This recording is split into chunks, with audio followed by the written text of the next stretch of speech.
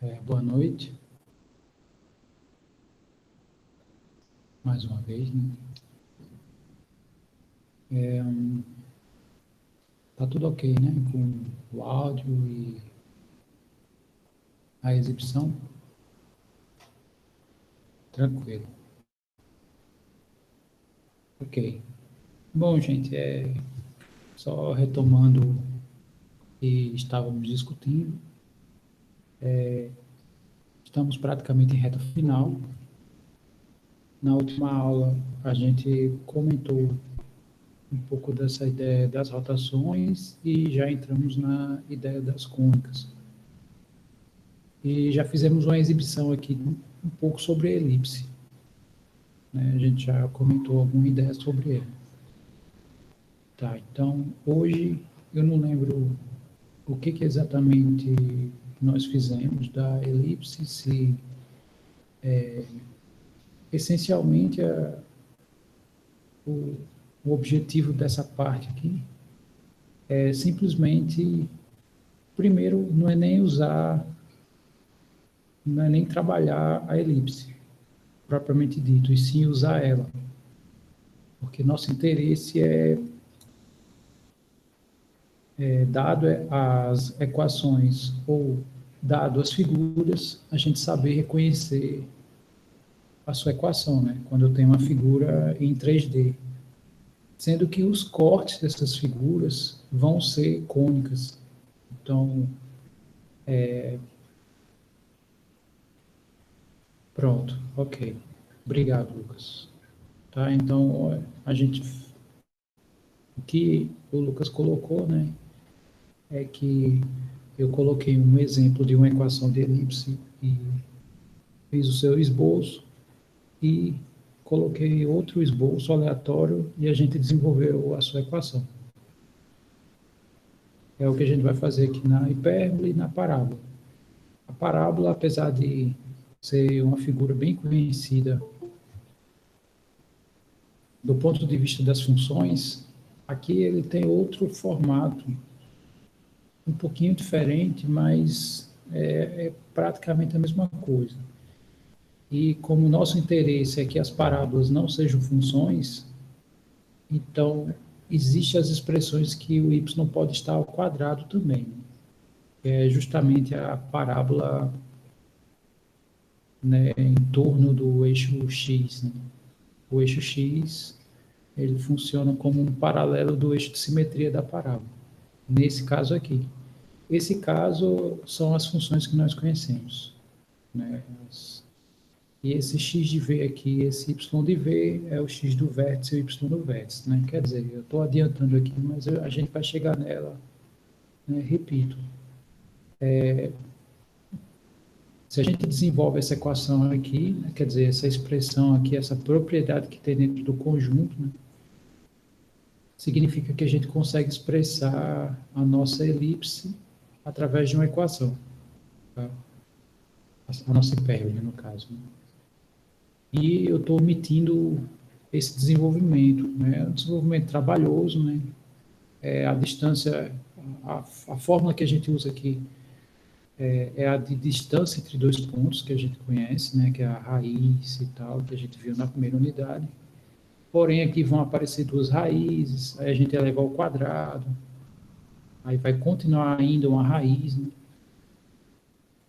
E eleva ao quadrado de novo, quer dizer, são equações em que as nossas variáveis chegam a uma quarta potência, né? Aí a gente começa a eliminar os termos, quer dizer, é uma conta enorme. E no fim das contas, quando a gente resume, né, dá essa expressão aqui. Ela é fazível no sentido de não tem muitas ferramentas sofisticadas para desenvolver isso. Então, é mais uma razão para eu omitir, né? A gente já está indo direto para as equações, né? O esboço da figura baseado nas equações. Ok. Então, vamos à ideia da hipérbole. A hipérbole aqui não apresenta uma informação que eu vou mostrar para vocês, né? Eu comentei na aula anterior a questão dos focos, né? A elipse tem focos, a hipérbole tem focos e a parábola tem vértice. Ela tem foco também, a parábola tem foco. Mas, essencialmente, as hipérboles, nós precisamos usar esse foco, né? Porque senão a gente não consegue o nosso objetivo, que é ou esboçar ou gerar as equações. Quer dizer, para esboçar não é tão necessário, mas dado o esboço, para gerar a equação é necessário. Tá? Então, deixa eu começar aqui com o esboço. Quer dizer, vou começar com... É,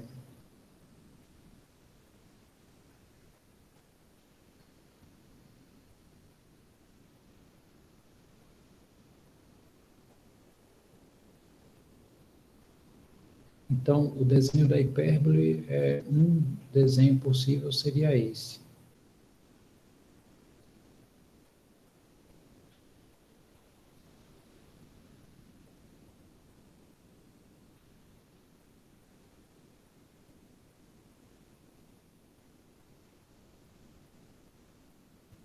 Né, que seria algo semelhante a uma parábola de costa para outra. Tá? Aqui o desenho não ficou bem interessante, mas aqui parece que ele está mais aberto do que esse. Né? Na verdade, a abertura é idêntica. Tá? Ok, então deixa eu colocar alguns pontos aqui. Suponha que esse ponto é o ponto 2 e 2. Aí aqui eu preciso pôr um foco, pelo menos um. Eu vou colocar um dos focos aqui como sendo 2 e menos 2. Qual é a ideia do foco? Eu vou comentar a ideia do foco, tanto da elipse, né, quanto da hipérbole, só para a gente ter uma noção, né, do que ele faz exatamente. Então, vou pegar uma elipse aqui qualquer.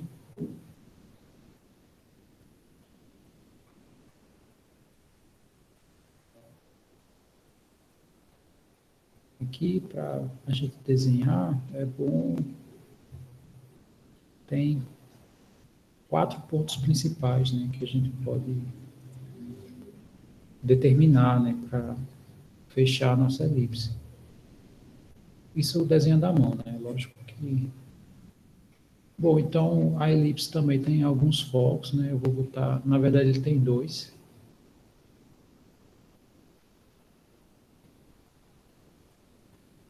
E a tendência é que... Imagine que esses focos são pontos móveis, né? E a minha elipse, ele se deforma em função desses focos.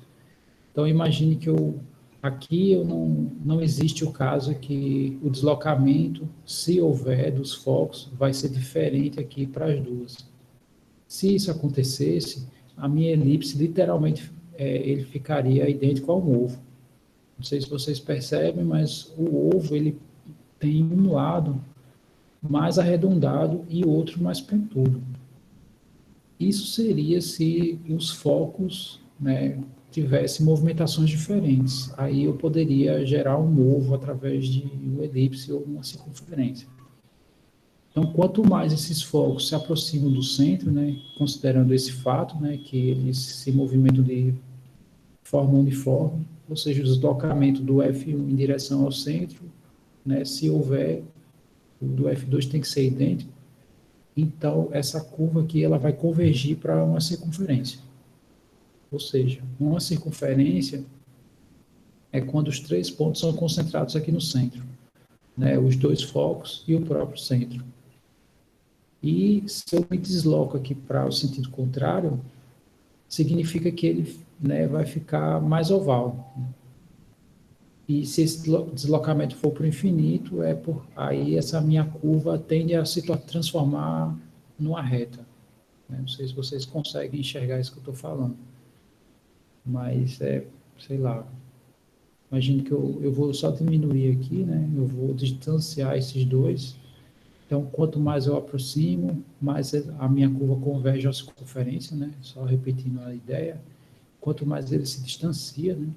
Mais, sei lá, isso aqui eu tenho uma distância grande, se eu aumentar a distância de um para outro, de um foco para outro, né? Ele tende a, sei lá. Então, chega uma hora que ele tende a se transformar numa reta mesmo, né?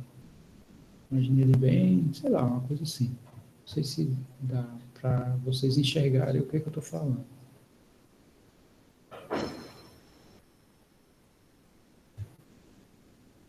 É, é isso, é mais ou menos isso, né?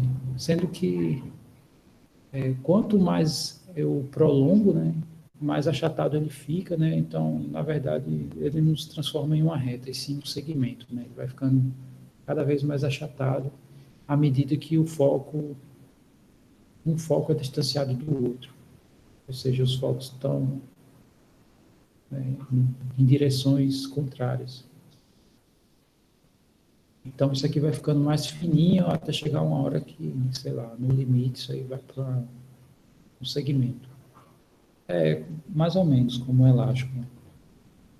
Eu tinha falado reta, né? Porque eu estava pensando assim, esse deslocamento ser, sei lá, aqui ser como um elástico, como a Brenda falou, e o foco pode ir para onde ele quiser, né? Aqui no movimento horizontal, né? Aqui só em cima de uma reta imaginária. Aqui em relação às hipérboles é mais ou menos a mesma ideia. Quanto mais eu me aproximo aqui, fazer dois desenhos para mostrar o que, que acontece na aproximação e no distanciamento. Então, se eu me distancio, a tendência é essas curvas que estão de costas para outra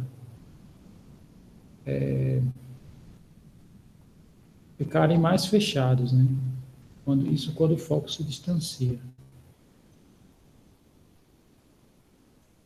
O foco, na verdade, ele é um ponto. Tá? Isso que eu estou fazendo com ele é a ideia de... Aqui eu estou criando um dinamismo, né? Estou fazendo esse ponto se movimentar. Estou indicando que ele tem uma movimentação possível.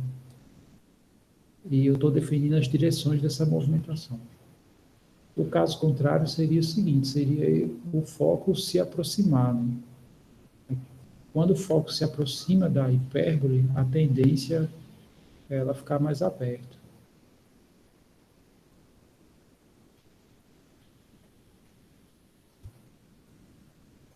É tipo um objeto que tem uma movimentação que se assemelha a isso que eu estou falando, seria um guarda-chuva. Né? Então, o guarda-chuva ele tem aquele pitoquinho dele, né, que a gente utiliza para ou abrir ou fechar o guarda-chuva. Então, sei lá, tem um sentido, né, que a gente desloca, né, o dispositivo lá, né, do guarda-chuva, que faz com que o guarda-chuva se abra e no sentido contrário ele se fecha, né? É exatamente a mesma ideia, né, aqui das hipérboles. É como se eu tivesse um guarda-chuva de costa para o outro. Ok. Então, essas são as ideias dinâmicas aqui das hipérboles e das elipses. Tá. Aí tem outra coisa, né? Nós vimos na aula anterior que esse segmento que vai do centro à borda em relação a x é o que nós chamamos de A na elipse, né? Eu vou colocar aqui, tem três segmentos básicos, né? Então, do centro à borda é A, que também é do foco até um ponto extremo aqui, né? Se eu pego esse ponto extremo e calculo essa distância aqui também é A, o raio na direção do y é o B, e a distância do centro ao foco é o que a gente chama de C. Então, significa que se eu envolvo o foco aqui na elipse, aqui a gente usa essa equação que é obtida pelo Teorema de Pitágoras. Aqui também tem quase a mesma ideia disso, né? Porém, como a equação difere, né, um pouquinho, porque o foco aqui ele está, digamos assim, na parte externa da figura, né? Eu sei que a parte interna dela é aberta, mas isso faz com que tenha uma pequena alteração aqui. E a pequena alteração é a seguinte: a distância do centro para o foco sempre vai ser C. Por que que a gente vai ter que usar uma equação dessa? Porque um dos raios da hipérbole, ele não aparece. Aqui, como é uma figura fechada, os dois raios aparecem. Mas aqui não, um dos raios existentes, a figura não exibe, né, pelo fato dela ser aberta. Então, aqui é um certo A, né, a distância aqui do centro até a borda, que não existe, mas existe o raio. E a distância, desculpe, a distância do centro ao foco que é C, né, é isso tudo. E só esse pedacinho aqui que é B. Significa que a distância aqui desse ponto até esse extremo aqui, ele também é o C. Tá? Essa distância aqui também é a mesma que essa. É o mesmo fato aqui. Né? Essa distância aqui, do centro até a borda, é a mesma aqui do foco até esse ponto. Né? Esse ponto que forma 90 graus, sei lá.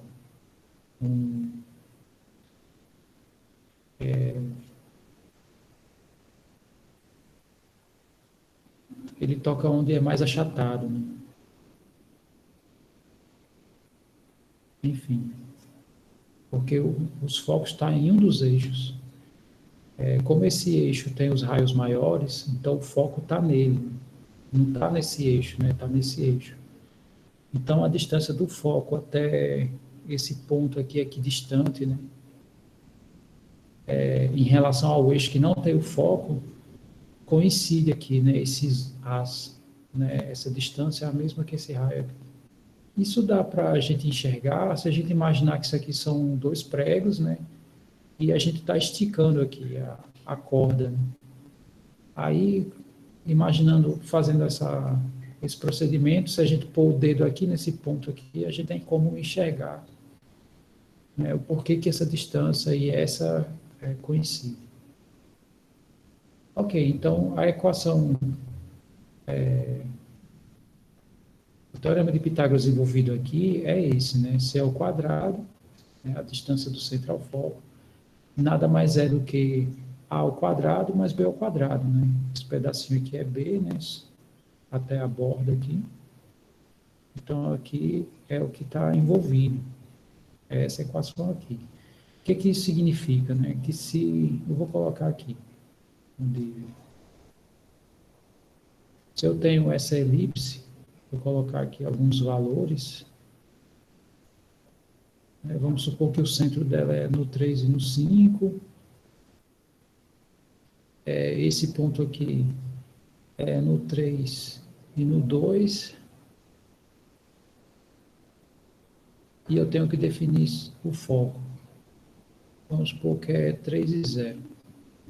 Pronto, com isso eu sou capaz de determinar a equação da hipérbole.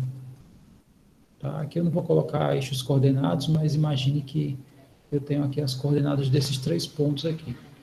Bom, consequentemente, o que a gente consegue aqui? A gente consegue o que a gente chama de B, que é o raio na direção do Y, ou seja, paralelo ao eixo Y, e aí eu pergunto, quanto vale o raio aqui? Dado esses pontos aqui, né? No caso aqui é o foco, aqui é o da borda e aqui é o do centro. Muito bem, correto, né? Por que é 3, né? Porque a coordenada x coincide, né? Ou seja, o ponto está exatamente sobre o outro, consequentemente, a diferença das alturas dos pontos vai me dar a altura. E, de fato, do 2 para o 5 são 3 unidades. Com isso, é fácil enxergar também a distância do centro até um dos focos, né, que são colocados aqui.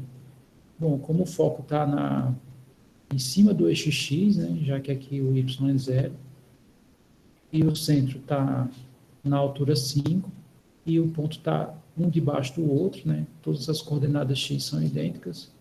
Então, significa que aqui a distância do centro até o foco é 5. Aí, o que nós precisamos aqui? Precisamos saber o raio na direção do X. Esse aqui a gente não sabe.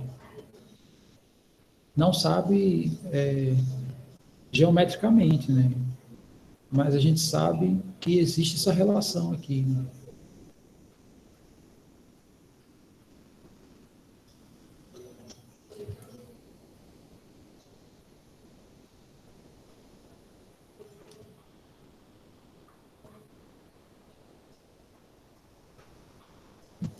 Ok, então, utilizando essa equação aqui, essa distância aqui também é C, né? Então, ficaremos com o seguinte, o C a gente tem, que é o 5 ao quadrado. Isso aqui vai ser igual a B ao quadrado, que no caso é 3, mais o A ao quadrado, que é o que a gente está procurando. Então, isso aqui vai ficar 25 menos 9. Aqui vai dar 16. Consequentemente, o raio na direção aqui do X é 4. Tá? Por mais que a figura seja aberta e ele não apareça. Ok. Então, com isso, vamos determinar a equação da nossa elipse. Nossa hipérbole, desculpe. Então, ela funciona da mesma forma que a elipse. É x menos o x do centro. Né? O nosso centro tem coordenadas 3 e 5. Então, aqui no caso vai ser 3 sobre o a ao quadrado. O a no caso é 4, né? Então vai ficar 4 ao quadrado. Aqui eu vou colocar... então, eu já montei aqui a minha parte em relação aos termos que tem x, né? Agora eu vou colocar a parte que tem relação com y. Antes de continuar, vocês estão conseguindo ouvir um som? Ou quando eu me calo, vocês escutam silêncio? Muito baixo, né? Ok. É porque eu estou de fone, eu acho que alguém botou um som aqui. Ok, que bom. Ok, obrigado. Tá, então, aqui nos termos de y, é exatamente da mesma forma. A gente vai fazer y menos o y do centro.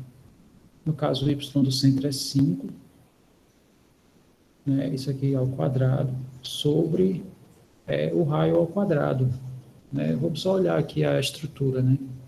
Então, aqui é x menos x do centro sobre o raio na direção do x ao quadrado, né? Na verdade, tudo aqui é ao quadrado. E aqui as expressões de y é y menos y do centro, né? E aqui no denominador fica o raio na direção do y ao quadrado. Quer dizer, os termos são correlacionados, né? Centro, coordenada central do x, né? A gente subtrai pelo x, e o nosso A é o seu respectivo raio. Já já eu discuto essa ideia do sinal. A ideia do sinal é idêntica, quer dizer, a estrutura é idêntica de ambos. A diferença é que uma possui um sinal de mais e menos, né? Alternado. A hipérbole é alternado os sinais. A elipse sempre são positivos. Muito bem. Então, na verdade, aqui eu já coloquei a figura e coloquei os pontos. Então, aqui ele já determinou. O caso contrário vai ser eu colocar aqui uma equação e a gente for fazer a exibição do seu gráfico. Né? Então, na verdade, é identificar onde ele é colocado, nesse caso, né? Porque aqui a gente tem o ponto central e a posição na equação deles são essas, né? Essa aqui para a coordenada x, essa aqui para a coordenada y. E depois a gente vai ver o contrário, né? A gente vai pegar esses pontos e vai montar o ponto central, no caso contrário. Então, aqui, o que aparece é o b ao quadrado, né? E o b é 3. Então, aqui vai ficar 3 ao quadrado. Isso igual a 1. Só falta a gente ver agora a relação do sinal. Né? Onde é que fica mais e menos, né? Aqui fica mais, aqui fica menos, ou fica o contrário? Bom, para saber disso, a gente só olha o sentido de abertura. Então, imagine o seguinte. Imagine que eu tenha aqui a nossa elipse, e se eu fizer esse corte aqui, eu estou fazendo um corte paralelo ao eixo X. Isso significa que o sinal vai ficar para o X, né, que é justamente o que está aqui. Se eu fizesse um corte nesse sentido e abrisse aqui as minhas curvas, eu estaria fazendo um corte na direção do Y. Então, o que é o corte? Né? Aqui a gente passa dois eixos. Onde o eixo não interceptar, é o eixo, né, que determina a sua abertura. Então, aqui, ele está aberto no sentido de X. Se eu traçar aqui qualquer segmento na direção do Y, ele intercepta aqui as curvas. Né? Então, ele não está aberto no sentido de Y, ele está aberto no sentido de X. Consequentemente, o sinal de menos fica para o X e o sinal de mais fica para o Y. Então, está aí. Geramos a equação dessa hipérbole. Né? Dessa hipérbole aqui que eu desenhei, né? Por mais que eu não tenha colocado os eixos coordenados. E, né, fica com esses pontos aqui, a equação fica assim. Deu para entender mais ou menos a ideia da estrutura? Da estrutura que eu digo dado a curva, como eu monto. Eu sei que eu estou omitindo muitas informações, né? Aqui o nosso objetivo é admitir que vocês tenham uma noção dessas curvas. Repito, né? Esse conteúdo de cônicas, ele é um conteúdo do ensino médio. Aqui eu estou só fazendo uma revisão, não no nível aprofundado, e sim superficial, porque a nossa intenção, na verdade, é usar essas informações. Né? A gente vai estender isso para o espaço. Ok, então essa seria a nossa equação da hipérbole. Dado a figura, agora nós faremos o contrário. Nós faremos o contrário.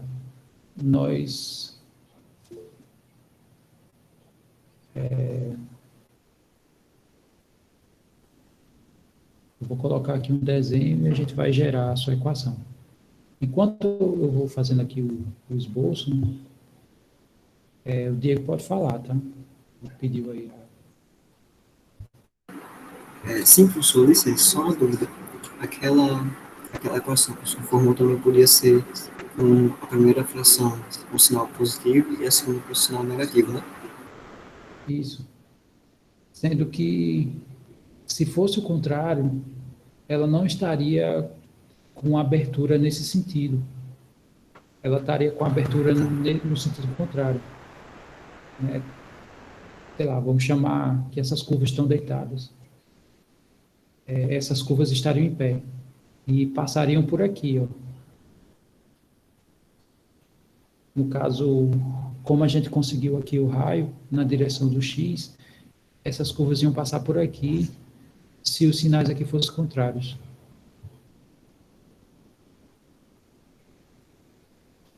Tá? Então, esses sinais, ele indica onde é que ela está aberta, né? Se está aberta assim, ou se está aberta, né, assim, enfim. A gente pode relacionar isso com a seguinte coisa. Veja que a elipse ela é fechada, né? Onde tem um sinal de mais é onde fecha. Se for o sinal de mais para os dois termos, significa que ela é fechada tanto em x como em y. Então, olhando aqui em x, ela é fechada, né? Eu tenho uma interseção aqui em x. E olhando em y, ela é fechada também porque eu tenho uma interseção em y. Aqui não, em x eu não tenho interseção, né? Colocando aqui o segmento passando pelo centro, né? Como eu não tenho interseção, então é o sinal de menos que a gente coloca, né? É uma associação, né, que a gente pode visualizar, né?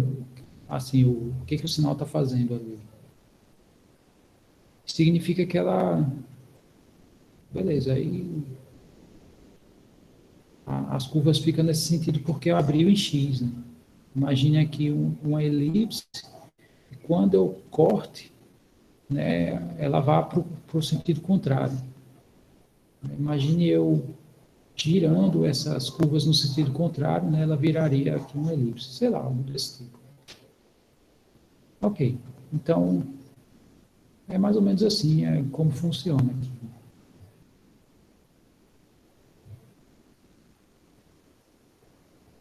Tá, então vamos pegar aqui algumas coordenadas e agora eu inverti aqui o sentido, né? Ela aberta na direção do y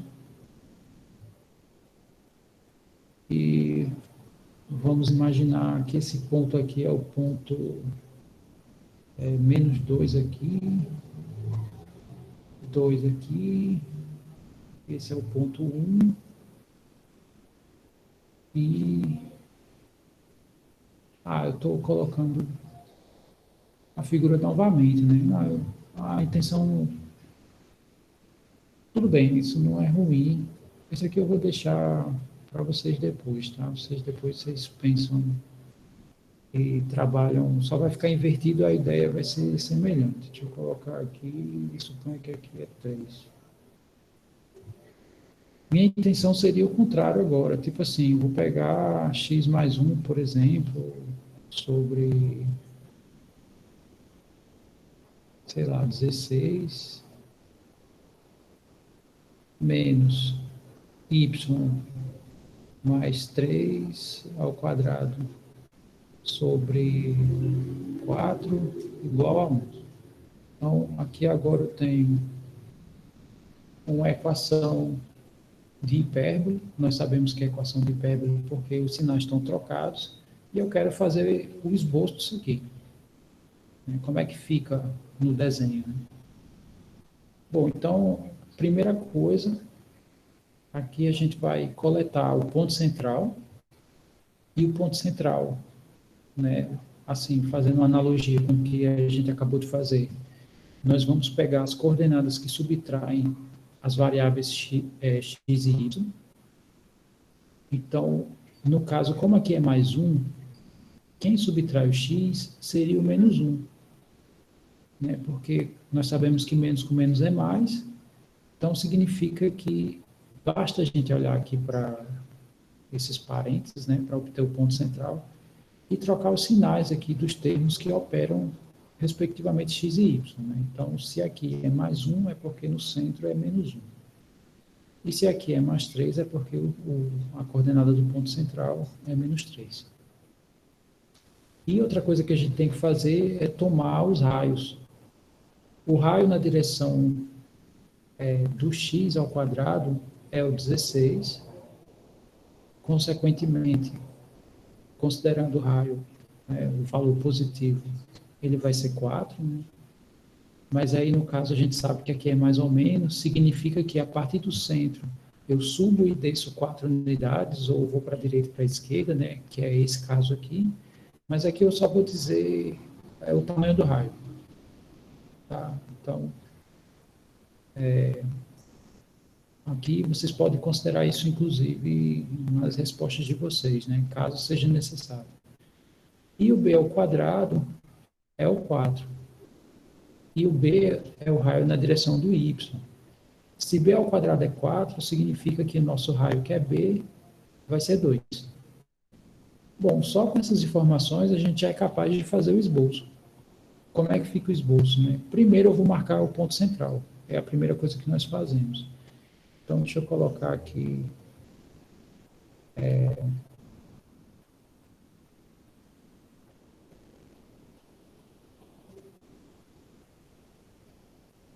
Na verdade, eu vou colocar assim.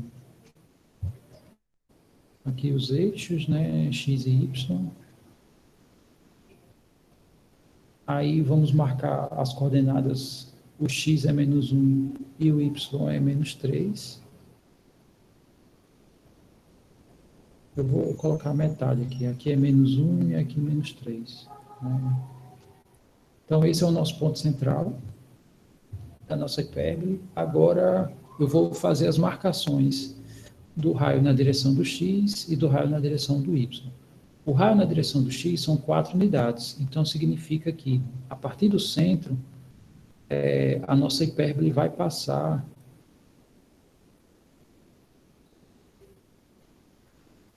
Deixa eu ver, 1, 2, 3, 4, né? E aqui 1, 2, 3, 4. Né? Fiz a marcação a partir do centro, né, dos pontos, né, básicos, né? Quer dizer, como ele é hipérbole, ele pode passar ou por esses dois, ou, né, vou fazer a marcação aqui em relação a y. Como aqui são 2 unidades, a partir do centro a gente conta 2 unidades para cima e 2 unidades para baixo. Ok. A ideia é, se isso fosse um elipse, seria assim. Eu vou fazer pontilhado. É só uma ideia.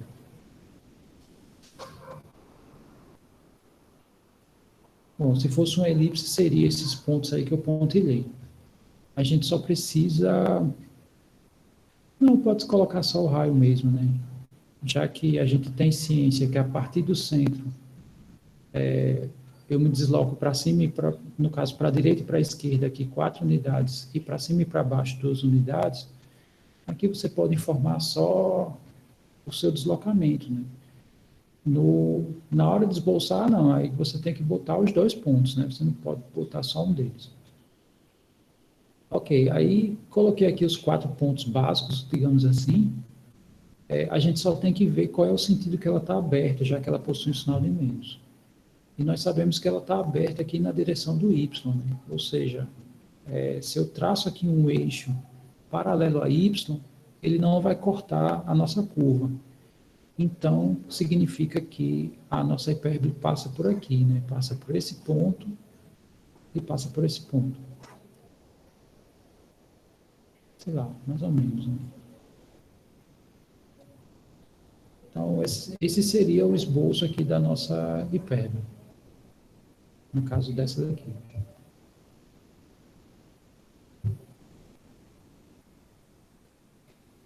Tudo bem, deu para visualizar mais ou menos a ideia da construção, né, dado a equação.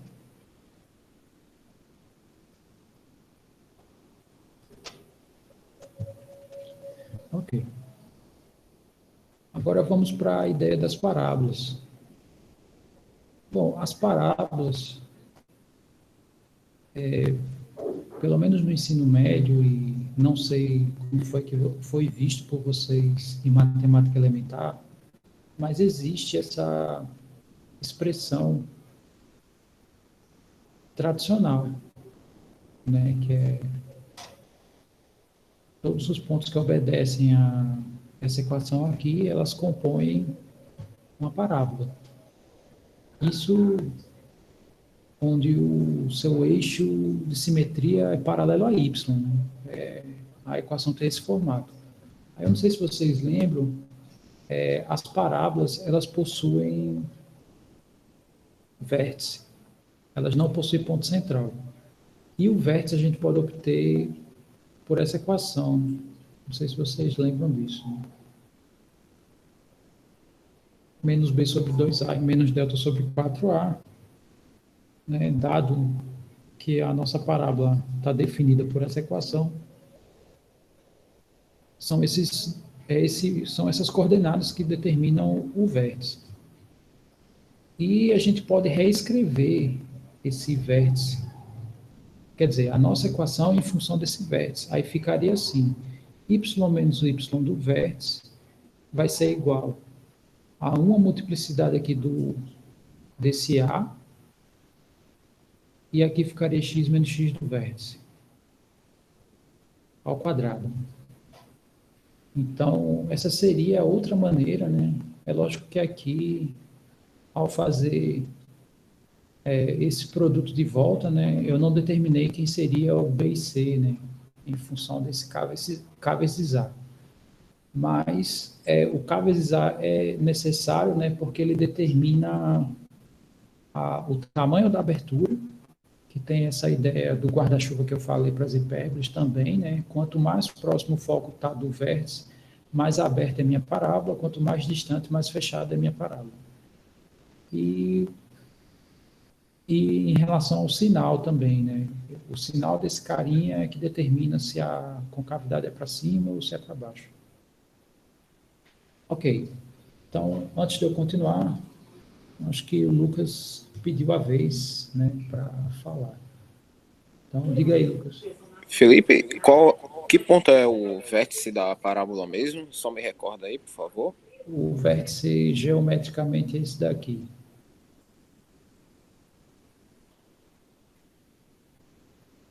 Ele seria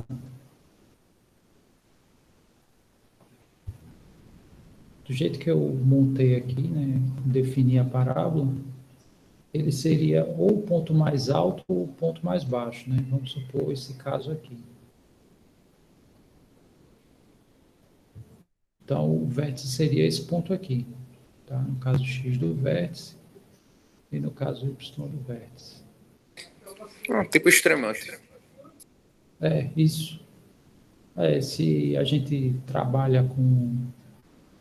Se a gente deriva, né, considera isso aqui como uma função e deriva e igual a zero, é esse ponto que a gente vai encontrar, né, que é justamente isso aqui.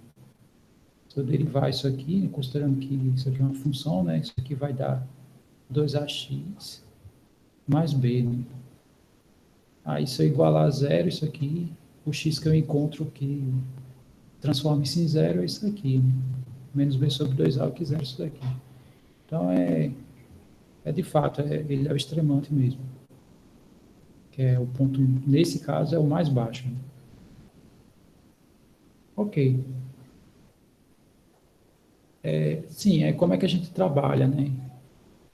Nesse caso, é muito simples, né? Muito mais simples do que trabalhar com a equação tradicional. Então, deixa eu dar um exemplo para vocês, só para a gente visualizar como funciona. Eu vou colocar a parábola deitada inicialmente, porque não muda nada, só muda a ordem, né? Só muda que essa diferença desses x não vão vir ao quadrado e os y sim, né? E multiplicados por esse fator. Mas é a mesma ideia. Do jeito que eu coloquei aqui, o A é positivo, o A é positivo, se fosse negativo era o sentido contrário. Né? E a parábola deitada, o A sendo positivo, aí, sei lá, a priori parece ser estranho determinar isso, mas é só observar o sentido do eixo. É a melhor referência. Então, por exemplo, A é positivo, a abertura é no sentido de crescimento de y. Se A é negativo, é no sentido contrário. Significa que essa abertura aqui, a minha parábola, ela cresce no sentido do x. Então, aqui meu A também é positivo. Né? Aqui. Então, vamos pegar aqui algumas coordenadas simples mesmo, só para a gente ter uma noção de como funciona. Então, eu tenho aqui 4 e 4, né? E eu preciso só de mais um ponto, né? Digamos, sei lá, 8 e 0. Bom, então eu preciso fazer expressar aqui a minha parábola, né? Chamar aqui π.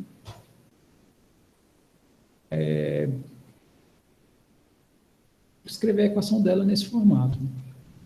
Bom, então, primeiro, né, para essa parábola aqui, a nossa equação vai ser assim: x menos x do vértice igual ao múltiplo do A. Na verdade, eu vou colocar só o A, né, um certo A, y menos y do vértice ao quadrado. Esse é a nossa equação, né, para quando as parábolas estão deitadas. Vou chamar aqui π1. Ok, então nós sabemos quem é o vértice aqui, né? No caso, 4 e 4. Então, ficaria x menos 4 igual a vezes y menos 4 ao quadrado. Falta só determinar quem é o A.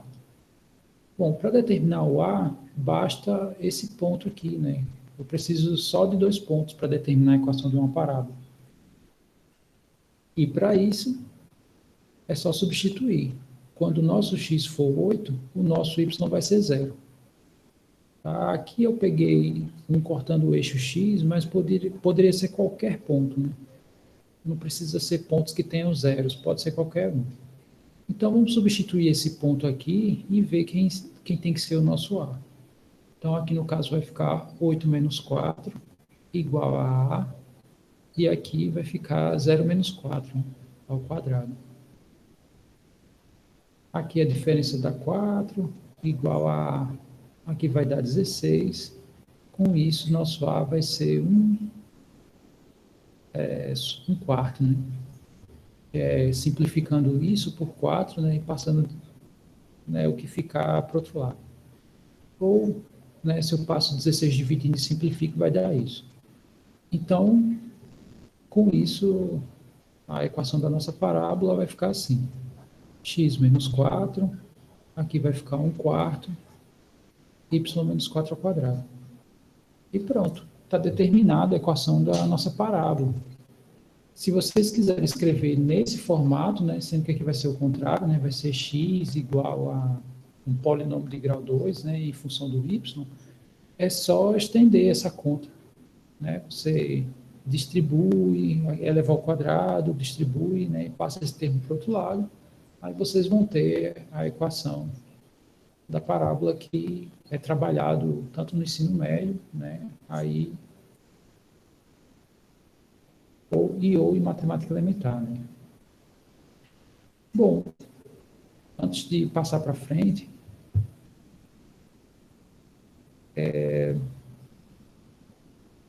tem uma pergunta aqui. Peraí, de novo. Se a gente pegasse o y da parte superior, o que você está falando é esse aqui? Também. Na verdade, qualquer outro ponto dado, em qualquer lugar da parábola, a gente ia chegar nesse valor. Então, a gente só precisa saber de 2 coisas. Uma é do vértice e outra é qualquer outro ponto qualquer.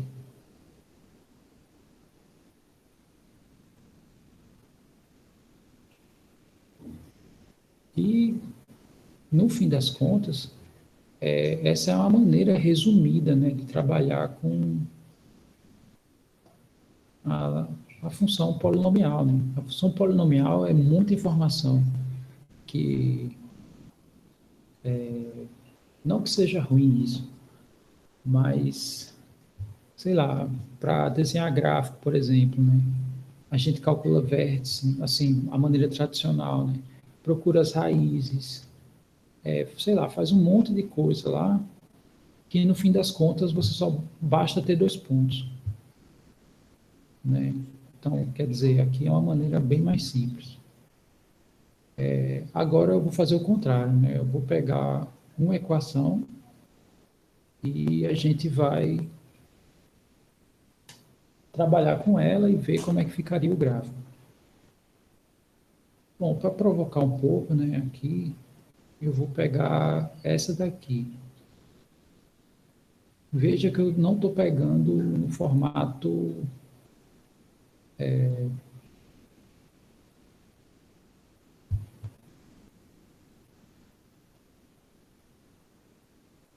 não estou pegando nesse formato padrão. Então, na verdade, a intenção aqui é passar esse formato para esse formato padrão. Então, qual é a ideia, né? Primeiro, a gente vai trabalhar com o processo de completar quadrados. Então, a ideia de completar quadrados é a seguinte. Primeiro, para completar, a gente só olha para esses dois termos. E a gente vai comparar com essa estrutura aqui. Se eu tenho alfa mais beta ao quadrado, nós sabemos que isso é alfa ao quadrado mais 2 alfa betas mais beta ao quadrado. Então, a priori, a gente ignora esse último e considera esses dois termos como se fosse essa estrutura aqui desses dois. Eu vou atrás desse beta ao quadrado. Qual é a nossa intenção, né? É transformar as três parcelas, né? No caso, a próxima que eu vou inserir aqui, numa coisa desse tipo, já que é uma coisa desse tipo que é a estrutura das nossas equações, né? Tanto elipse, quanto hipérbole, quanto parábola. Bom, então, se eu disser que alfa ao quadrado é x ao quadrado, significa que nosso alfa é x, então significa que o nosso 4x, né, comparando uma com a outra, vai ser 2 alfa betas. Mas o alfa é x, né? Então isso aqui é 2x beta. Significa que o nosso beta tem que ser 2. Se eu simplifico isso aqui, né? O meu beta vai dar 2, né? Cancelo x com x, divido ambos por 2, né? Aí eu obtenho que aqui vai sobrar 2, que é o nosso beta. Sendo que eu tenho que colocar ele ao quadrado. Eu só posso transformar essas três estruturas, esses três fatores somados nisso, se aparecer o beta ao quadrado. Bom, para esses dois, eu descobri quem tem que ser meu beta, né? No caso 4. E eu vou fazer isso. Eu vou adicionar 4. Então vai ficar assim. X ao quadrado mais 4x. Eu vou somar 4, né? Que é o que eu descobri quem completa meu quadrado. E vou subtrair 4. Porque a nossa intenção é não colocar mais coisas do que já temos. Eu podia tirar 4 aqui do 16 também, tanto faz. Tá? Mas aqui é uma maneira geral, né? Adicionar 0. Bom, e o que a gente sabe, né? Que com esses três, eu tenho essa estrutura, eu posso escrever nessa. E a gente vai fazer isso. Fazendo isso, aqui vai ficar x mais 2, né? Que é o meu beta. Meu alfa é x, ó. Meu beta é 2, ó. Então vai ficar x mais 2 ao quadrado, com esses três, né? A substituição desses três aqui. Aí o que sobrou, no caso, vai ficar 16 menos 4, que dá 12, e depois eu passo isso para o outro lado. Né? Fazendo isso, a gente obtém y menos 12 igual a x mais 2 ao quadrado. E eu tenho agora a equação da nossa parábola, né, escrita no formato estamos padronizando aqui, né, para esse novo formato. Com isso, para fazer o gráfico também é mais simples, porque primeiro eu determino o vértice. Quem é o vértice? É quem subtrai x e y respectivamente. Então, quem subtrai o x? Como aqui é mais 2, né, aqui vai ser menos 2.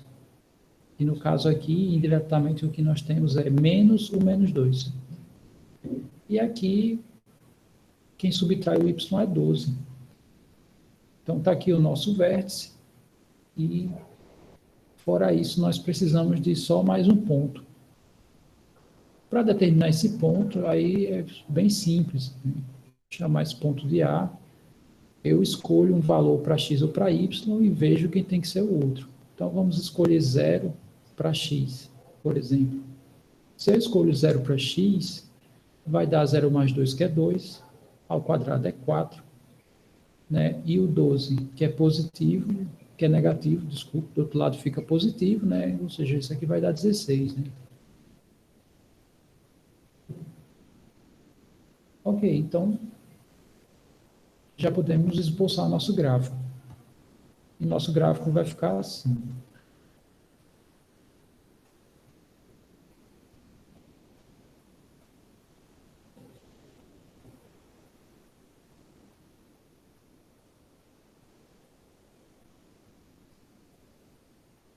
Aqui o eixo x e y, menos 2 para x e 12 para y. Vamos supor que seja aqui. Então, não vou ser fiel a...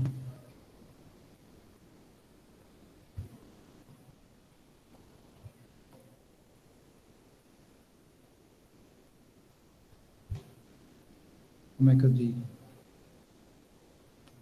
A escala. Aqui pode ser diferente. Tá, aqui, se aqui é 12, o 16 é um pouco mais acima, né, que é o ponto A, né, 0 para x e 16 para y. Tá aí, é só traçar aqui, né, consequentemente tem um simétrico aqui também. Fiz o esboço do meu gráfico.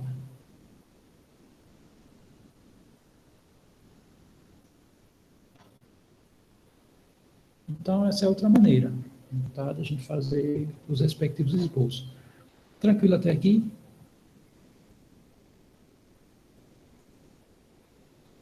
Deu para visualizar as ideias? Felipe, só recapitulando uma coisa, quando é que eu vou saber, no caso que a minha parábola ela tá virada para cima ou para baixo ou para os lados, para a esquerda ou para a direita? Deixa eu mostrar, acho que tem aqui, tem. Olha só, vou comparar um pouco com o que a gente já vê antes, né, daqui dessas versões que eu estou mostrando. Essa é a parábola que nós conhecemos, né? Aqui que a gente percebe que nessa parábola conhecida, a abertura dela ou é para cima ou é para baixo, simplesmente. E aqui o x está ao quadrado. O que isso significa, né? Se você vir e os termos de x estão ao quadrado, é porque essa parábola é padrão. A abertura dela ou é para cima ou é para baixo. Já esse caso é quando eu chamei ela de parábola deitada, que é justamente os termos de y ao quadrado, né? Então, significa que a sua abertura ou está para a direita ou para a esquerda. E é um caso desse aqui. Pronto, beleza. Aí, a questão o sentido de abertura. O sentido de abertura, no caso, quem me deu essa informação aqui foi o A, aqui no caso é 1. No caso é quem multiplica os termos ao quadrado.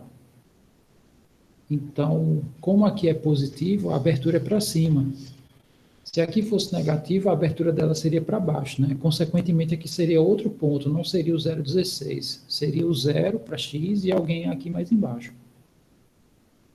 E é isso. Aí, no caso, quando ela está deitada, exatamente, segue a mesma ideia. A diferença é que quando A é positivo, a abertura fica aqui para a direita, digamos assim, quando A é positivo. Quando A é negativo, é para o sentido contrário. Seguindo a lógica do eixo ordenado. Exato. Né? Se aqui, quando A é positivo, a abertura é para cima, aqui, quando quando o A for positivo, a abertura tem que ser para a direita, que é o sentido positivo dos eixos de crescimento. Ok. Então,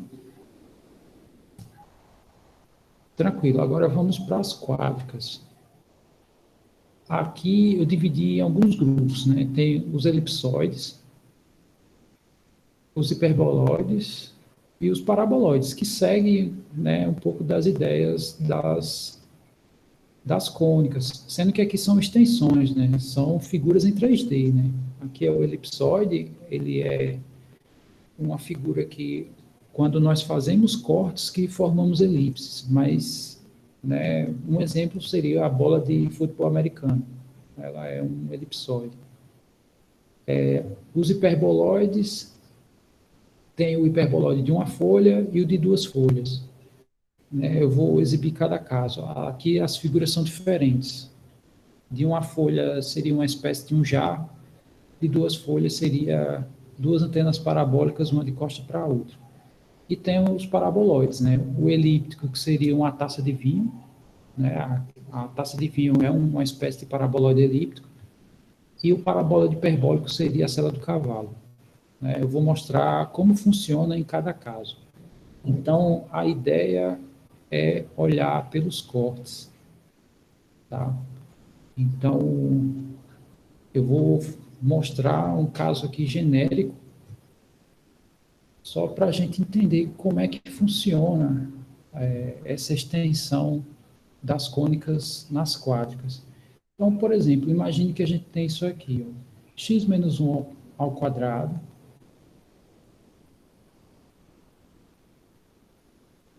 sobre 4, mais y menos 2, por exemplo, ao quadrado, sobre 9, menos z mais 1 ao quadrado igual a 1. Primeira coisa, né? Aqui eu nem entrei em detalhes de nenhuma delas, coloquei aleatoriamente aqui uma delas e a gente vai descobrir o que, que ela é, tá? Ok. Aquela figura, ela tem uma cara de elipsoide? Os termos têm a mesma cara, né? Mas vocês acham que essa daqui pode ser um elipsoide?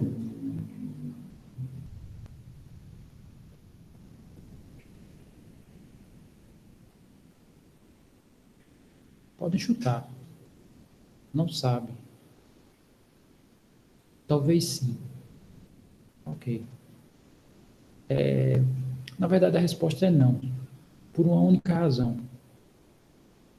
Só por causa desse sinal de menos. Não sei se vocês recordam, mas a elipse possui os sinais positivos. A hipérbole, eu estou falando das cônicas, não estou falando ainda da figura espacial. A hipérbole, ele possui um sinal de menos. Então, se a gente observar o elipsoide, ele segue a mesma regra. Todos os termos possuem sinais positivos. Como aqui aparece um sinal de menos, significa que essa figura que eu acabei de colocar, ela não pode ser um elipsoide. Tranquilo em relação a essa primeira informação? Ok. Agora, nós vamos procurar as figuras que têm aquele padrão. Veja que eu tenho esse padrão que tenho termos ao quadrado, né, na mesma estrutura das cônicas, onde sua soma dá 1, ou sua combinação, né, dá 1. Veja que os hiperboloides também, ó, eu tenho as três parcelas sempre com o mesmo formato, sendo que aqui tem algumas alternâncias de sinal, né, ou seja, isso é uma combinação sempre dando 1. E o paraboloide, veja que não é igual a 1. Aqui, na verdade, eu coloquei um exemplo, né? Eu poderia ter um paraboloide onde o x está aqui no lugar desse z e o z está no lugar do x, né? Enfim, aqui é só um caso, porque existem algumas variações. Então, essa figura aqui, ela também não pode ser um paraboloide, porque o paraboloide precisa ter uma das três variáveis sem estar ao quadrado, né? Então, consequentemente, aqui já dá para identificar que essa figura ela é um hiperboloide.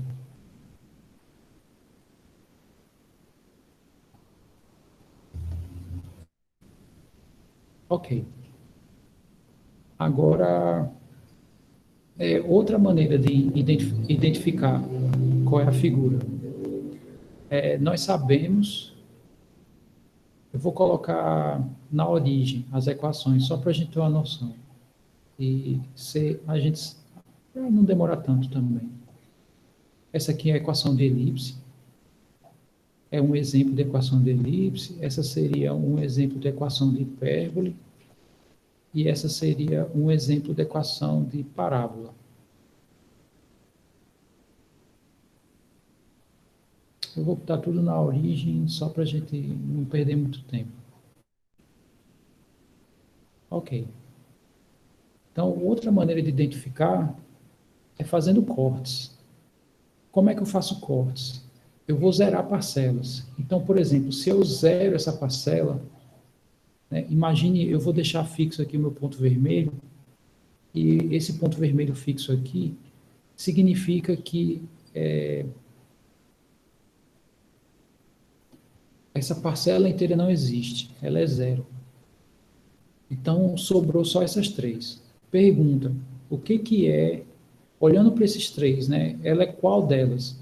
Essas três vão ser uma elipse, uma hipérbole ou uma parábola. Né? Eu vou deixar fixo aqui para dizer que o x não existe.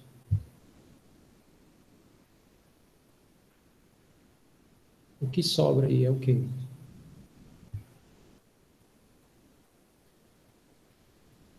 Todo mundo entendeu a minha pergunta?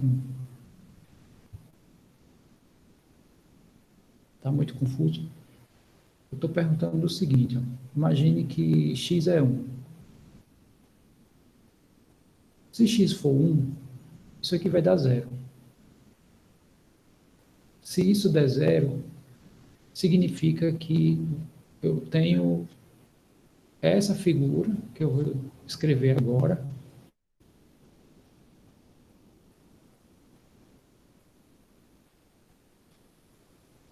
quando essa primeira não existe. Que é justamente quando x é 1. Pergunta, isso aqui que sobrou, isso é uma elipse, é uma hipérbole ou é uma parábola? Essa equação que vocês estão vendo aqui, ó. Eu vou circular ela aqui. Ó. Essa equação aqui é a equação de elipse, hipérbole ou parábola? Hipérbole. Correto, né? Ele tem mais ou menos essa cara aqui. Aqui é elipse, aqui é hipérbole e aqui é a parábola. Ela é hipérbole porque tem uma alternância de sinais, né? Então, isso aqui é uma hipérbole. Quando é que apareceu a hipérbole, né?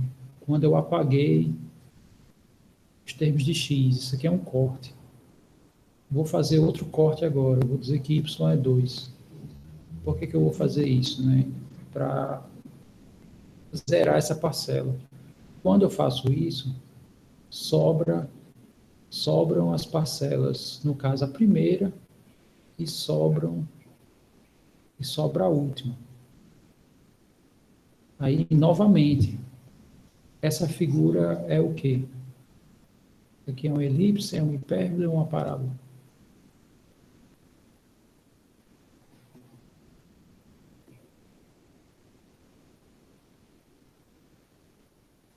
É uma hipérbole também, perfeito. Então, veja que a gente é capaz de fazer 3 cortes aqui. Zerando o x, né? Eu vou ter uma hipérbole de corte. Zerando o y, eu vou ter outra hipérbole de corte. E quando eu zerar z, né, a gente vai ver o que ela vai formar. Então, significa que eu tenho 3 cortes possíveis e em 2 deles já aparece hipérbole.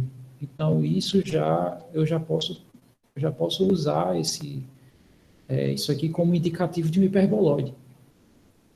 Né? Ou seja, quando eu faço os cortes, o que aparecer mais vezes já vai me indicar que figura é.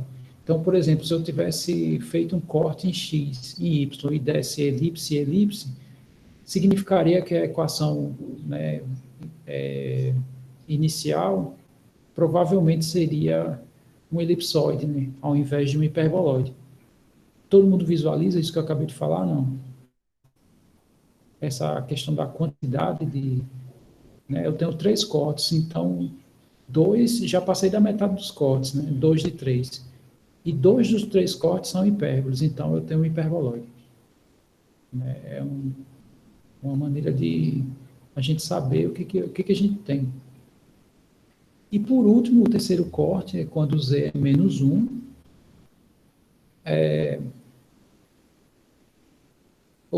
Quando Z é menos 1,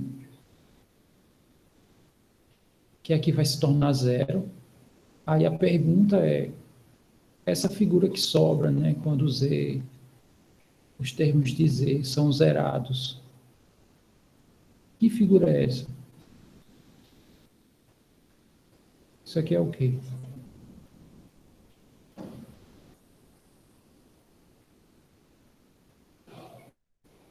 Uma elipse. Perfeito. Então, o que isso significa? Que nós temos um hiperboloide elíptico.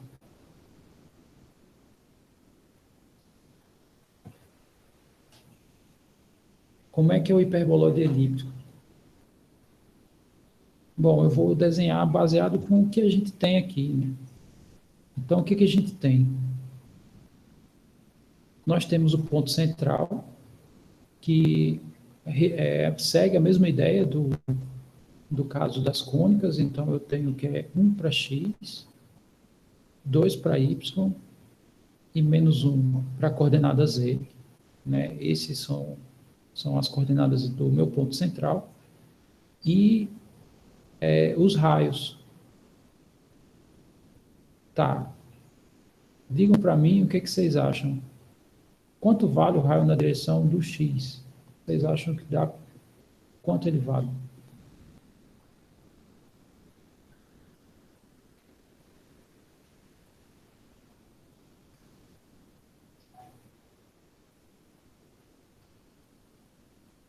Ok.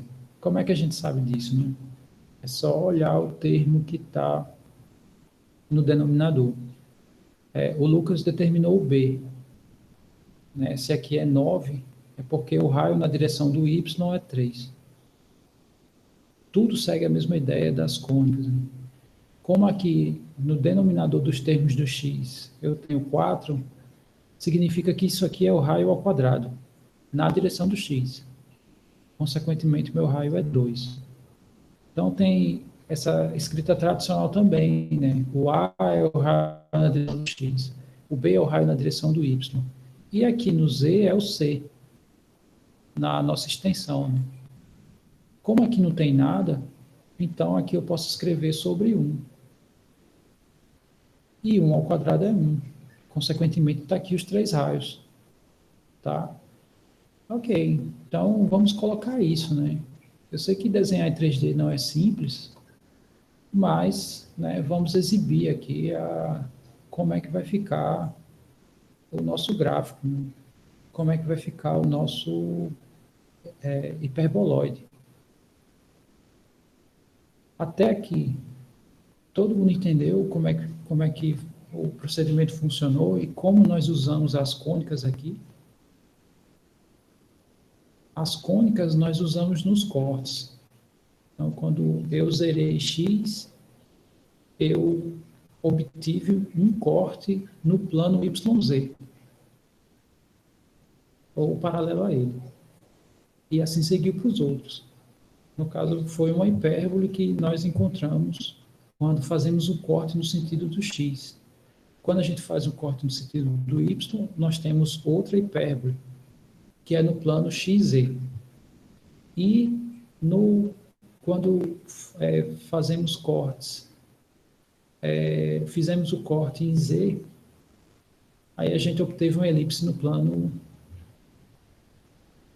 XY. Então, vamos fazer isso, né? Primeiro, vamos marcar o ponto central, que é 1 para x, 2 para y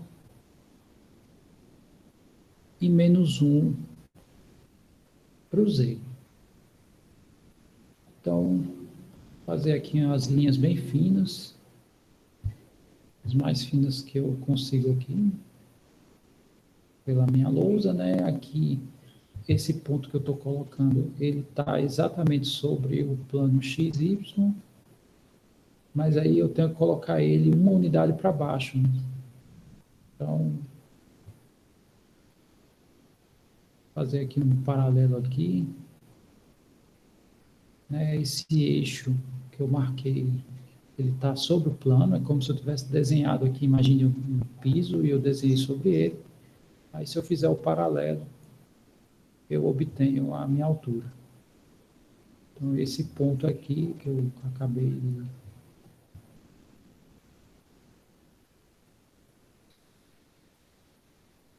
Ok. Aí vamos aos cortes, né? Ó, quando eu faço z igual a -1, ou seja, isso aqui é um plano, né? É o plano aqui passando aqui por baixo, né? Que é paralelo ao piso, digamos assim. Eu tenho uma elipse. E um elipse que tem raio 2 na direção do x e raio 3 na direção do y. Então, sei lá, aqui eu vou marcar alguns pontos só para ter uma noção, é 3 na direção do y, né? Ou seja, 3 para cá e para cá, né? Que é o sentido de y. E na direção do x, eu tenho duas unidades, né? O x é esse sentido, né? Então, eu tenho aqui 2 para cá e 2 para cá. Então, só para a gente ter uma ideia, eu vou colocar aqui bem fininho um corte, né? Então, um corte que a gente tem é esse.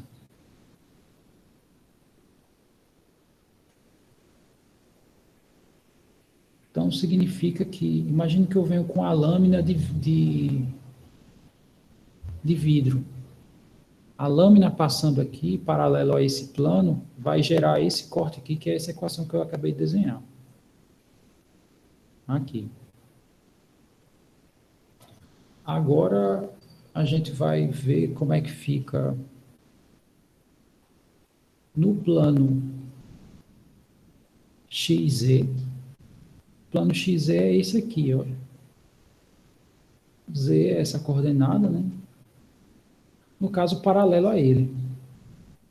Então, é negativo em relação a Z. Ou seja, se eu faço,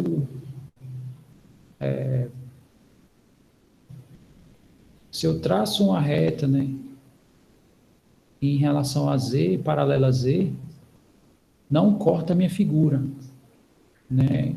Então, a abertura fica assim. Vou desenhar clarinho também, no plano XZ, né? Então, fica assim, ó, aberto paralelo ao plano XZ. E no plano YZ também, né? Sendo que é aberto também para o Z, né? Ou seja, é o plano frontal, né? Isso que vocês estão vendo aqui de frente, né? Imagine se isso aqui é o canto de parede, né? Isso aqui seria a parede de frente para a gente. Ou seja, de frente para a gente, a hipérbole é assim. Professor, essas linhas estão muito loucas, não estou entendendo nada. Calma que eu ainda vou ligar essas linhas, tá? Então,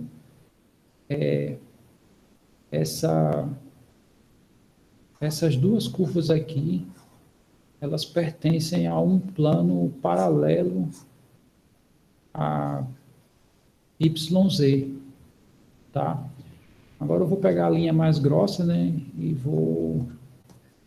Deixa eu só fazer bem paralelo aqui. Vou fazer meio riscadeira, assim, tipo de rascunho de desenho mesmo de gibi. E a minha intenção é que ele fique bonitinho, né? Mais ou menos. Então, sei lá, imagine isso aqui. Tá, agora eu vou pegar a linha grossa e vou fazer o desenho. Então, é isso aqui o nosso hiperboloide de uma folha. Já que chegou no limite. Deixa eu apagar aqui. Pronto.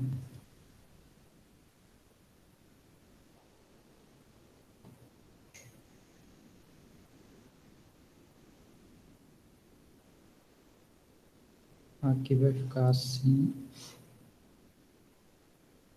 E pronto, né? Aí os cortes que a gente vê são esses.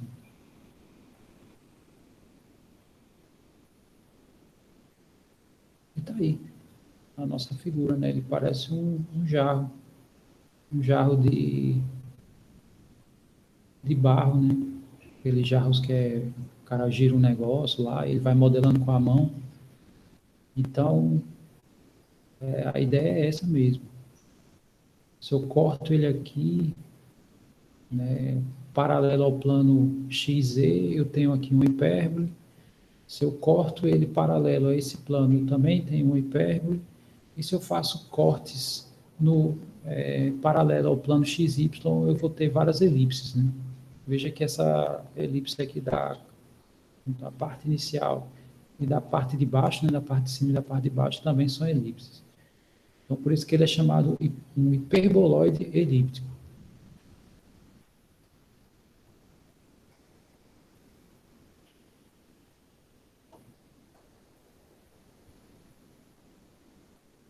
Então, significa que, assim, não é elíptico. Eu acho que é assim. É assim mesmo.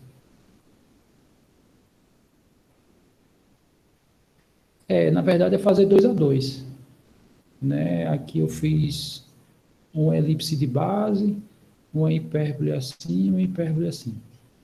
Aí me gerou essa, né? Então, com isso eu consigo gerar qualquer um. Agora eu vou só exibir quem é quem, assim, só para vocês enxergarem como é a cara de cada um, né? A gente acabou de ver como é o hiperboloide elíptico, mas aí, e já viu como é que a gente fez, né? Ou seja, basta ter o conhecimento das cônicas para gerar a nossa quádrica. Essa aqui é uma quádrica, né? Essa aqui são as cônicas. Então, eu tendo conhecimento da elipse, hipérbole e parábola, eu gero qualquer uma das outras, né? Tanto que eu nem me prendi à ordem textual, né? Eu só simplesmente fiz. Então, eu vou dizer como é a cara de cada um, né? Só para a gente ter noção. Essa daqui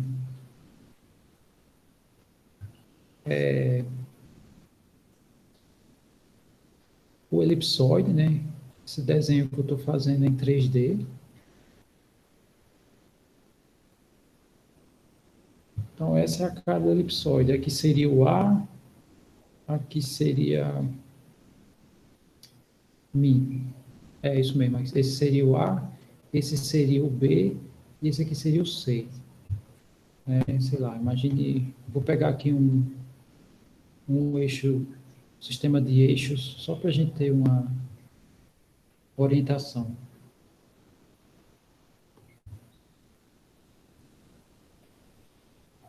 Então, esse aqui seria paralelo a X. Eu sei que aqui não está bem paralelo, mas é só uma ideia. Esse aqui seria paralelo a Y, seria o nosso B. E aqui seria a nossa altura, né, que é em Z. Bom, Brenda disse que parece um pão, né? Acho que ela está com fome, né? Porque quando a gente começa a associar desenho geométrico com comida, né? Ok. Então,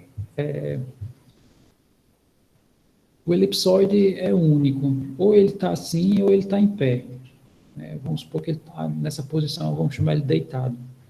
Em pé, né, com esse bico aqui no chão, sei lá, alguma coisa assim. Mas só tem essa, dos elipsoides.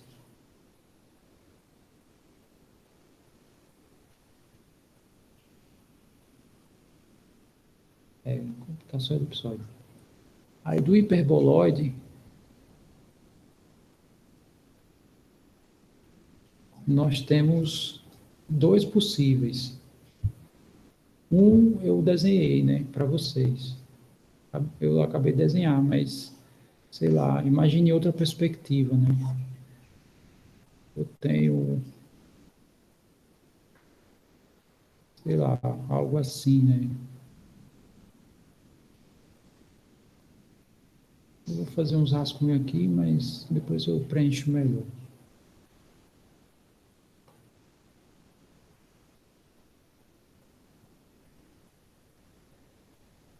Então, esse aqui seria um hiperboloide também elíptico, né? Mas esse aqui é dito de uma folha. A razão para ser de uma folha é porque ele é um corpo só, né? Ele não... Esses dois aqui, eles são... ambos são um corpo só, né? Que seria, sei lá, a parte interna se ele fosse oco. Esse seria o hiperboloide de uma folha, elíptico.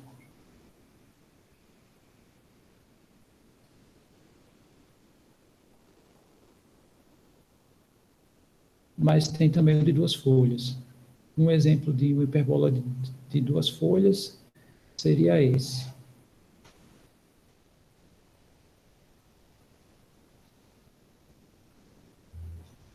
Seria, sei lá, tipo antenas parabólicas, uma de costa para a outra.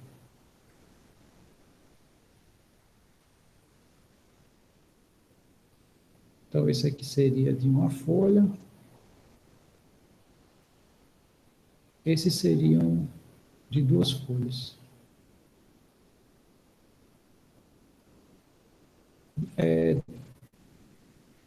Folha é equivalente à superfície. Então, você imagina que você pega uma cartolina e você consegue deformar ela numa figura dessas. Para eu fazer isso daqui, né, aqui não se preocupando com o tipo de deformação, mas, sei lá, eu sei que é difícil você pegar uma cartolina, imagina você compra aí um cacau, sei lá, alguma coisa assim, e enrola com a cartolina, né? Então, a cartolina acaba tomando a superfície lá do cacau. Aí eu posso dizer que a superfície, a cartolina, o formato dela é um elipsoide. Agora você imagina que você pega outra cartolina e você enrola, né, como se fosse um cilindro, sendo que aí você deforma ele, né, sei lá, você põe fogo, né, às vezes no plástico a gente faz isso, né, para mudar um pouco a forma da folha. Então aqui é uma folha só que é necessário para você gerar essa figura. Aqui não, eu preciso de duas folhas. É uma folha para gerar essa parte superior e outra folha para gerar essa parte inferior. Né? Então, a questão de quantidade de folhas é a quantidade de objetos. Uma equação de hiperboloide elíptico de duas folhas, ele gera duas superfícies, ele não gera uma só. Né? Aqui é uma superfície, aqui é uma superfície, aqui são duas. Então, a superfície a gente está chamando de folha. Quer dizer, é chamado de folha. Tudo bem? Deu para entender mais ou menos?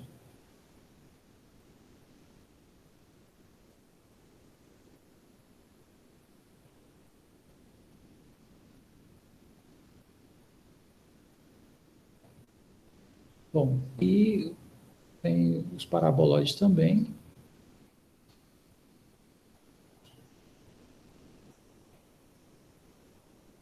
Aí tem o paraboloide elíptico. Uma das...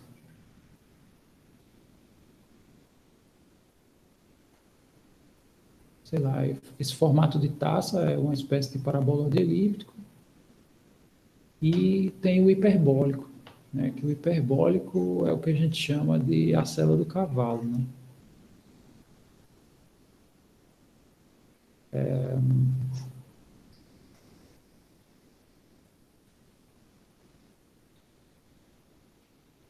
Então, esse seria o paraboloide hiperbólico.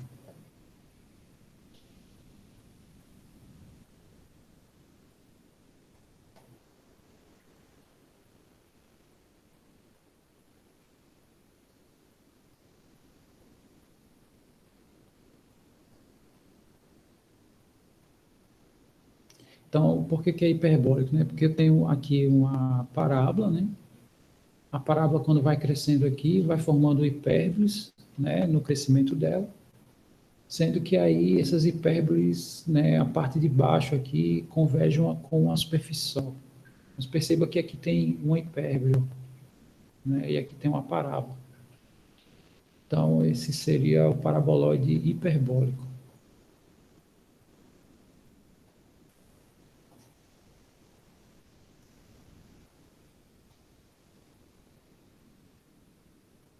E tá aí, essas são as figuras possíveis de aparecer. A parábola, no caso, aparece aqui, né? Essa é a parábola num dos cortes, e nos outros cortes aparece hipérboles. E embaixo é porque a parábola tem limite, né? Então, por exemplo, pegando um ponto lá em cima da parábola, né? Pegando um ponto aqui, aí eu tenho outra hipérbole aqui, ó, né? Que seria a continuação disso aqui. Então, aqui elas vão se juntando, né? Eu tenho, sei lá, as hipérboles aqui, elas vão se unindo e, sei lá, se transformam em uma. Não sei se vocês entendem aqui. É como se isso aqui fosse uma corda cheia de anéis, e esses anéis, né, vão preenchendo aqui. Tipo assim, eu tenho uma corda e aqui eu tenho vários anéis, né, que esses anéis vão contornando essa minha corda, né? Sendo que elas não contornam, né? Elas ganham formato aqui, né? Se eu prolongar aqui, né? Quer dizer, tem uma estrutura superficial, não é, sei lá, tão simples assim. Bom, e com isso aqui falta um minuto, né? Então, essas são as figuras possíveis, né? Que a gente pode fazer o desenho. E aqui são as equações, né? Então, na próxima aula, esse aqui é bem curto, assim, comparado ao que eu estou falando, né? Essa questão do cilindro.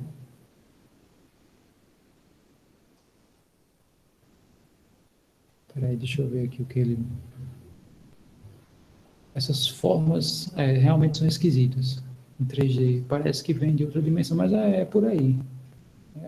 É meio maluco mesmo, assim, essas figuras. Mas, assim, ela é uma base forte, assim, para muita coisa, né? Então, por exemplo, cálculo 2, quando se estuda integral. Então, a integral seria calcular volume, né? A gente pega uma região de domínio, essa região de domínio, a gente determina que um pedaço, né, da minha figura, e a intenção seria calcular o volume disso aqui. É isso que se estuda no cálculo 2, assim, quando você vai ver integral. Vocês podem dizer, caramba, isso é difícil. Na verdade, né, eu vou repetir o que eu falei para a turma de cálculo. O cálculo 2 é mais fácil, né? O cálculo 1 é mais difícil. Porque o cálculo 1 a gente tem que demonstrar os teoremas que tem lá. O cálculo 2 não, como é uma extensão, então é só usar. Então, na verdade, o que é mais difícil aqui é determinar só os limitantes, os intervalos e tal. Mas, fora isso, a conta é super simples, né? Inclusive, existe a questão de mudança de coordenadas que no cálculo 1 não tem. Então, por exemplo, a gente às vezes vai calcular uma integral que aplica 2 ou 3 processos. Em 3D, certas substituições você não faz quase nada. Então, assim, você sente aquela diferença, né? Caramba, como é mais simples, né? Aparentemente não é, né? Mas é bem mais simples no cálculo 2, né? Dado que o aluno ele já tem uma boa noção do cálculo 1. Sim, então, nós conhecemos um tipo de cilindro, esse aqui é um cilindro mais geral, tá? Assim, em questão de 10, 15 minutos eu comento sobre esses dois no início da próxima aula, que no caso na quinta-feira, né? E depois de comentar isso, aí nós entramos aqui nos exercícios. Eu esperava começar os exercícios hoje, mas tudo bem, assim, eu falei um pouco rápido, mas eu acho que a ideia geral deu para entender, né? E eu sei que é pouco tempo assim para vocês, né, resolverem esses exercícios aqui. Mas aí o que eu que eu proponho, né? E na próxima aula a gente começa do 2, né? Siga um pouco a ordem desse arquivo, né? A gente começa aqui pela 2, trabalha essas questões de rotações aqui, né? Discute um pouco dessas questões. E na terça-feira da próxima semana a gente trabalha com essa parte de cônicas. A não ser que vocês queiram. Quer dizer, quinta-feira, né, se der para trabalhar com pelo menos uma e a ideia é ficar tranquila, aí a gente já faz no sábado. Quer dizer, na sexta eu já coloco a atividade para vocês. Tá? Na verdade, na quinta-feira é que a gente negocia. Tá? Eu só estou comentando assim,